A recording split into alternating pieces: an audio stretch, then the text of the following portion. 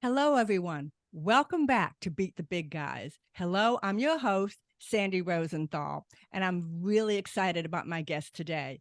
His name is Alex Silva, and he hails from all the way on the other side of the country on the West Coast, Portland, Oregon. Hey, Alex. Hi, how's it going? Hot. It's hot. It's supposed to get up to 97 today. And already I've got all the shades and all the windows closed, all the lights are off. But it's amazing what a big difference that makes. Yeah, definitely. It has definitely been pretty hot out here with no AC. Yeah. So I understand that even though you're from you hail from Portland, Oregon, I understand that right now you're actually in Las Vegas. Yeah. I am out here visiting family, born and raised. It's been a pretty big difference, I would say. Oh, you're visiting family. Oh, Yeah. that's fabulous. There's nothing better, nothing better. So is there a family reunion or a birthday? Yeah, my brother's having a baby and we're Oh, doing a little baby shower for him and his fabulous. girlfriend. Yeah, That is fabulous. That's one. There's always in my mind, there's always time for good news. definitely. So, yeah, well, thank you for sharing that with us. So, I'm going to go ahead and introduce Alex to our listeners who may not be familiar with his work, and then I'll hand the mic over to Alex, and we're going to have a lot of fun. So, you ready, Alex? I'm ready. Okay. Alex Silva is a Portland based creator of online content who uses his platform to promote environmental justice and climate activism to a following of over 100,000 online users. That's impressive. Alex is also a member and co founder of the EcoTalk Collective, an intersectional group of scientists, educators, students, and civil servants united to combating climate change. Alex's message in particular is on the importance of community in the fight against climate change. And he's here to talk to us about that message today. So, with that, I'm going to turn the mic over to you. And because I cannot hear, I already agree with you on the importance of community. But my next question is, how do you do that? Um, I'm so sorry. I am already messing up. Um, So how about I back up just a little bit yeah. and say, so Alex, I believe you're right that community is the way to change the world. Okay, but I'm sure you didn't wake up one day and go, I've got it. We've got to get the community involved in fighting climate change. So what was your journey to where you are today? It was definitely a long one, I will say. I have always been inspired by people who are making positive changes for the environment, and I had always been wanting to work with other people in creating a better community and creating a better environment. Um, Whether that was close to me or far, far away, I wanted the world to be just a better place. And I grew up gardening with my grandma. I learned a lot from my teachers who would have certain units and lessons about environmentalism and Earth Day, and that really got my attention on environmental issues. In high school, I joined an environmental club, and I wasn't joining it with the idea of community in mind at first. It was just something that I realized was very important. I realized that this small club was a community within the community of the school. And so getting that club involved on campus was kind of eye-opening for me. It's what made me realize that we're not in this alone, and not one person will change the entire world, but when we work together, when we are collaborating on certain projects, whether it be a community garden, whether it be a trash cleanup, a tree planting event, a native species planting event, it really brings people together. And towards my junior and senior year of high school, I started this petition to switch from styrofoam lunch trays to either reusable or recyclable biodegradable lunch trays. And that also made me realize how important community is. I had to gain support from my friends, my teachers, my principals, faculty at the school, and family members. And and I realized that with their help, that is how I was able to make a difference in my school district and get that switched. And a year after I graduated, I found out that they had finally switched over, and I looked at my petition after a while, um, and I saw that there was 5,000 signatures almost, and I couldn't believe my eyes. I was like, wow, this is what community is. This is how communities support each other. People wanted to support me, and I wanted to support my friends that went to school eating the school lunch. I knew that this would benefit not only the environment, but people who relied on school lunches so that they would avoid the health risks involved with styrofoam in our food. Um, and once I hit college, I also joined another club with the mindset of community, and that is what helped me um, put more effort into my university, if that makes sense. and and with that, I emphasize the importance of keeping in touch with people around you, whether it's for environmentalism or any other social justice issue. But I always wanted to emphasize that we're not alone, and this is how changes are made. Got it. So tell so that's how what started the idea of the importance and the value of community. And is that what propelled you to found EcoTalk? Yeah. So around the same time that I started the petition, I it was it was right after I started the petition and when COVID hit and we were all in quarantine. I started EcoTalk with this idea that I wanted to reach out to more environmentalists, not just people who might be able to care, but who do care and who are actively working in their communities. I I only knew one other person on TikTok at the time who made environmental content, who would promote sustainability, who would raise awareness about certain issues like pollution, climate change, and social justice. Um, so at some point, I was frustrated with only seeing the two of us on the platform. And so I made a video. I made a video reaching out to people asking if they knew of any other creators to tag them because I wanted to reach out to them. I wanted to work with them. I wanted to see what other people were doing. And I wanted to create that online community.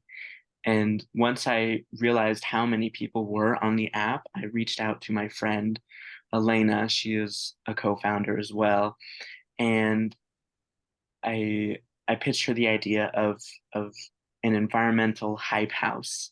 I don't know if anyone on here has heard of the original hype house. It was like a house of influencers who all lived together, but made content with each other and whatnot. But I wanted to twist that a little bit and create that with environmental creators. And so we started a group chat, we set up a meeting, and we came up with the name EcoTalk. Um, and ever since then, we have grown a lot. We have grown from around 9 members to 17, 18 members, and we all have different backgrounds. We all have different ideas to promote and to share with our community. It was a lot more than just like people who make content together. It was about people who can bring their ideas together to make changes each and every one of our communities and to inspire others to do the same. Got it, got it. And so am I correct? And tell me if I'm not. You basically were looking for allies so Yeah. that you're not out this alone. So and the power of allies is you that was really, really smart to figure that out really soon, on this journey. So I can't help myself. I'm driven to ask you because of the title "Beat the Big Guys." So I always want to know, well, who are the big guys that you are having to battle? It, uh, this whole issue is much more about a concept. There's actually people that get in the way, and Yeah. so who are these people that are getting in the way when you've got organizations like yourself, trying to promote, the importance of battling climate change? It's a good question. When starting off, I feel like we had a lot of support from the jump. I really think that the biggest, um, I guess, enemy would be the big polluters who want people to believe that individuals are responsible for pollution and climate crisis, when in reality it's all of these systems in place that push for overconsumption, that push for a wasteful lifestyle. We have experienced climate deniers. We have experienced plenty of people who say that we should be giving up and that there's no hope in our future, in our planet, and for our communities. But it's all rooted in disinformation. It's all rooted in the fossil fuel industry wanting to push back against climate action. It's always the big polluters, like I say, who who are slowing us down. No, I very, very much agree with you, and we can have that discussion too. But maybe this would be a good time to ask you, what do you say to those people who are out there? And I've heard them myself. I haven't just read about them; I've heard them. The people that claim, oh, warming is normal. Mm. In history, in the history of our planet, we've had warming before, so this is a natural thing. What do you say to those people? Which are probably polluters saying it, but what do you say to them? At first, I would respond with a typical, well, this isn't quite natural. I would always try to respond with videos of like graphs that show the history of our planet's temperature and the steadiness of it from, I think, the beginning of humans, and how steady the climate was until the Industrial Revolution, to where the emissions started rising and we saw, um, more warming in the planet. It does take a lot to get people to understand, and we're not always successful. People, it's a lot of the times it is like arguing with walls because people are stuck to their beliefs and they don't want to admit that they're wrong, and that is understandable. It is completely human. People don't want their ego threatened, and so like it's sometimes we'll be gentle with it. Other times we'll be a little bit more assertive and say, "Well, this is wrong, and this is dangerous thinking to assume that it is wrong," and keep telling people the same thing. Um, Sorry, I lost my train of thought. Quite all Um, right. Maybe this would be a good time for me to ask a question. So, so you raise a good point. We'll get to it later. What do you do when you're talking to a wall? And I'll ask you a question about that later because there are little tools and tricks to deal with walls. I thought that was well put. By the way, I've never heard it spoken that way, but I knew exactly what you meant. You feel like you're yeah, talking to a wall. yeah. Uh, but I think this would be a good time to ask you. So, okay, you've got how do you The community is the way to go. No one can do anything alone. And that is so true. I've been saying that since day one. Nobody, anyone that tries is going to fail. You have to have a community. So how do you build that community? Can you touch on that a little bit? Absolutely. I feel like building community starts with making connections, just not explicitly trying to build a community for change, but just to build a community to create bonds with each other, to become friends, become acquaintances, to be able to have neighbors and people that you can rely on, and you build trust. You build um, trust through um, a simple "Hi, can I borrow a cup of sugar?" to "Can I help you with this? Can I help you mow your lawn, rake your leaves?" Or just simple acts of just becoming friends with the people around you. I have been slowly getting to know my neighbors. We've exchanged numbers and we text each other about important stuff going on in the neighborhood. And so just having that foundation is what can lead to conversations about climate. And we don't have to consistently say the words climate. It's as long as we get the idea behind it so that people can easily um, understand. They can easily follow through and realize that climate is a big issue. Um, The I most have, important for, yeah, I think. definitely.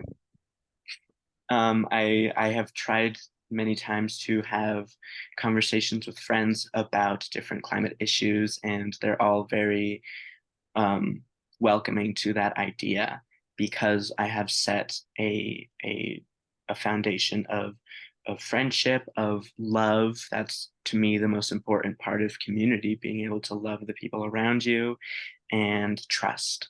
When people trust you, they are more open to the information that you're giving them. They are more open to the ideas that you want to put forth, and just they are able to create their own ideas on how their own community can change. I've had people who want to do community gardens. I've had people who want to add more green spaces um, to neighborhoods that lack the green spaces that keep them cooler, that keep them happier, that keep them connected with the natural world. That's fantastic. And I'd like to talk a little bit about trust and building it and why it's important just a couple of minutes. And before we go there, I did have one more question to ask you about the big guys in your world, the polluters. They're the big guys, and those are really big. But as Hmm. I've devoted several episodes to on my podcast, just because they're big doesn't mean they're unbeatable. Right. In fact, they're infinitely beatable. You just have to know how to handle it. And I've devoted other entire episode to that. In fact, I'm going to put it in the byline which episodes I've devoted to that because they're big. To just get past that, that's not a problem. But you did point out something else that you wrote to me. You wrote that some of the big guys are private actors. So, what did you mean by private actors?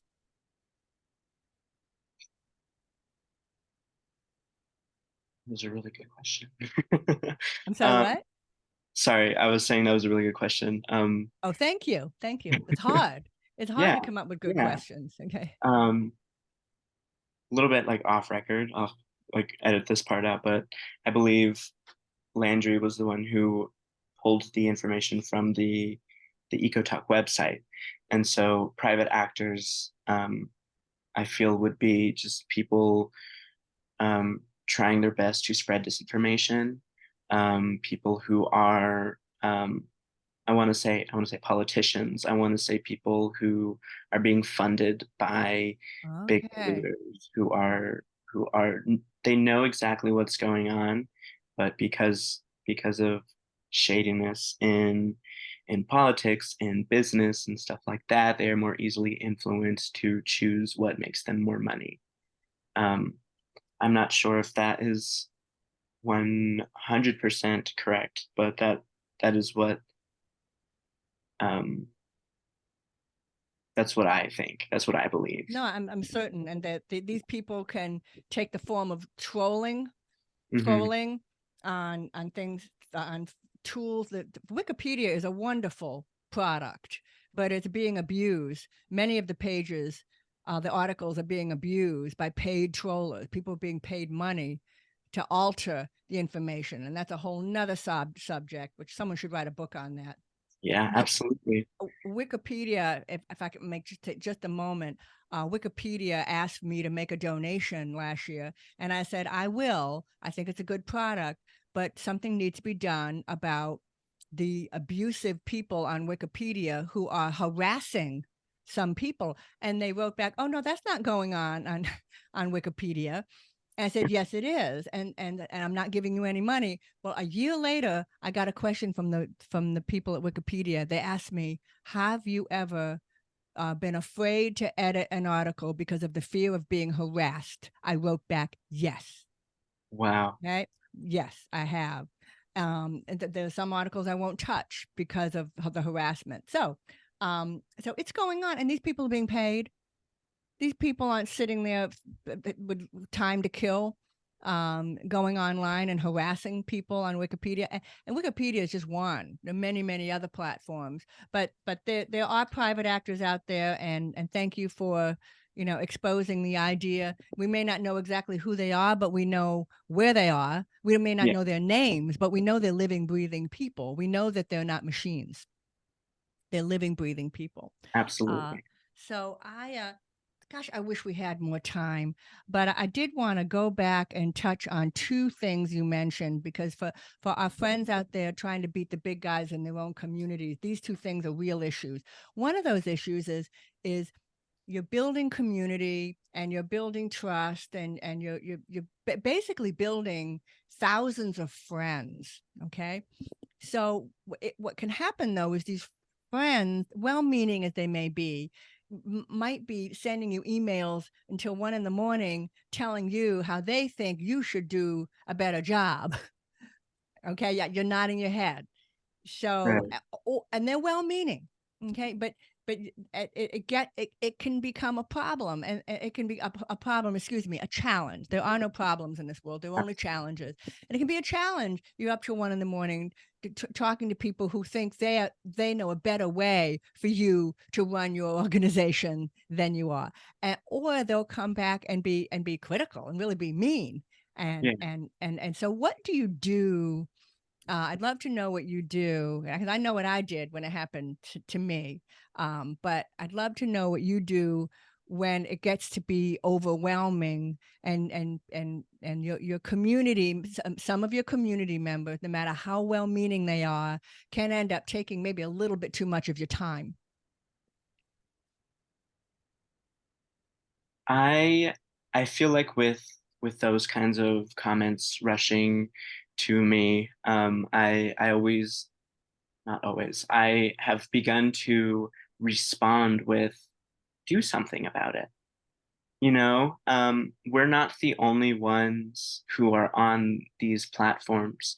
We're not the only ones who are trying our best to educate our community and our online community. You have the technology right in your hands. You can share it if you feel it's important.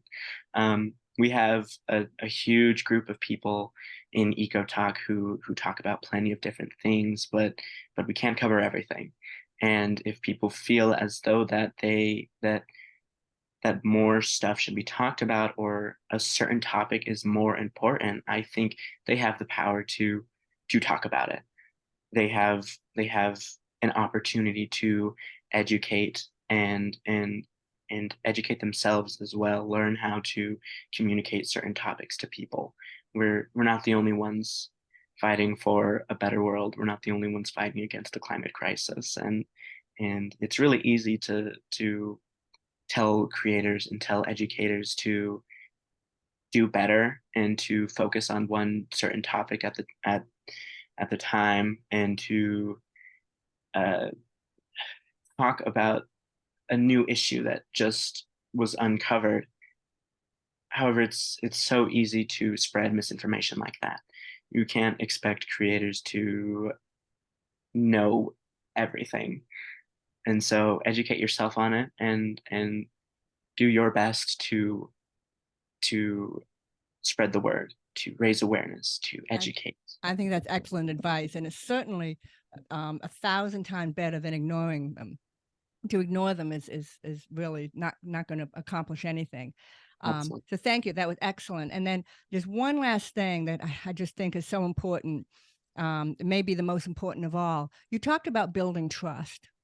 And at the end of the day, when you've built trust, you can, you, Alex Silva, or me, Sandy Rosenthal, can send out a missive or an email to our supporters or a social media message asking them to do something and to do it by tomorrow at noon.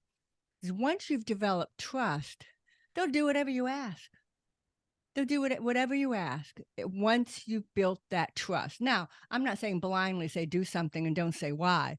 I would include in there, if you want more detail on why to do this, click this link or read this book. but but once you've developed trust, it's an incredibly powerful thing, and a lot can get done once you've built that trust, but you've got to build that trust first. So now that we've discussed why it's important to have that trust. And then you talked earlier about how you built that trust, which I'm really, really glad you did. So Alex, if you all heard it, Alex told you how to build that trust, and I just explained why it's important. Why it's important. I once got, just going to talk for just 10 seconds. I once got 1,000 people to write to the New York Times, to the editor of the New York Times, to complain, well, not complain, to comment on, the inappropriateness of something that the New York Times said in an opinion piece that they did, in an editorial. The New York Times got 1,000 emails about it over the Christmas holiday in this particular year, I think about 2008. And the New York Times actually did a response. Okay. And it's because of the trust that I'd built up in the 1,000 people. I asked them to do something, and even though it was a holiday week, they did it. They did it. So that trust is incredibly invaluable. They say that one person can't change the world, but one person can lead a movement to change the world. And all of you out there listening can be that one person. Alex, is there anything else you'd like to add today for our listeners before we sign off? I'm afraid we've about run out of time. Yeah, absolutely. I really want people to remember that in any social justice movement, in the climate movement, our actions must be rooted in love. They have to be rooted in a love for the people around you, for the people around them, and just humanity as a whole. When we have empathy, when we have love, we are more motivated to make a change for the better. Otherwise, we're stuck thinking that the world is screwed because the world is evil. But look for the people that bring out the love in you, and we'll get there. That's a fabulous message. I feel so uplifted. I feel better now than I did when I woke up this morning. Thank you So so glad to much, hear. Alex. Of course. Thank you for having me. And thank you, the listeners, for joining us today. I hope that you enjoyed this episode. Be sure to rate, subscribe, and like this podcast on all of your favorite platforms. And remember, no matter who you are, you too can beat the big guys. Okay, Alex, stay with me. I'm going to stop recording.